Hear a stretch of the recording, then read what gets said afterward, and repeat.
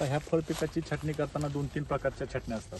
साधारण काही लोक ह्याला छाटणी घेत नाही, काही टोपिंग करतात, काही लोक हार्ड छाटणी घेतात. आता आपण घेताना पूर्ण हार्ड छाटणी घेतो.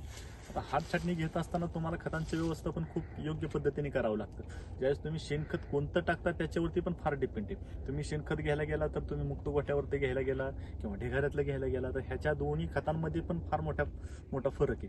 आता ज्यावेळेस तुम्ही हार्ड छाटणी ही घेता त्यावेळेस हार्ड छाटणी म्हणजे जाड काडीवरती छाटणी. तर ह्याला जर तुमचं नायट्रोजनचं प्रमाण जर जास्त झालं, तुमचं पाण्याचं प्रमाण जर जास्त झालं तर हा नुसता शेंडा पळ काढतो. ह्याला सुरुवातीच्या पानापासून जे आपल्याला फळं लागलेली आहेत, जर तुमची पूर्ण हात छाटणी असेल आणि तुमचं नायट्रोजनचं प्रमाण किंवा पाण्याचं व्यवस्थापन किंवा अतिरिक्त जर पाऊस झाला तर ह्याला सेटिंग होणार नाही. नुसता हा शेंडा सूर्यप्रकाश घेण्यासाठी पळ काढतो. मग तुमच्या लक्षात आलं पाहिजे की आपल्याला त्यावेळेला काय केलं पाहिजे, नायट्रोजन दाबण्यासाठी काय केलं पाहिजे. तर ह्या सर्व गोष्टींचा तुम्हाला एक अंदाज आला पाहिजे. आणि तसं बघायला गेलं तर ह्याला जास्ती तांबेरा आणि करप्याचा अटॅक असतो.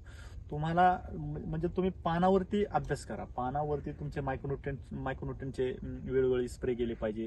तुमचं NPK त्यांना कोणत्या प्रमाणात कुठला घटक गेला पाहिजे हे तुमच्या लक्षामध्ये आलं पाहिजे. बदलत्या वातावरणानुसार आता जास्ती थंडी पडली तर काय होतं, झाडावरती ह्या पिरियडला पूर्ण माल असतो.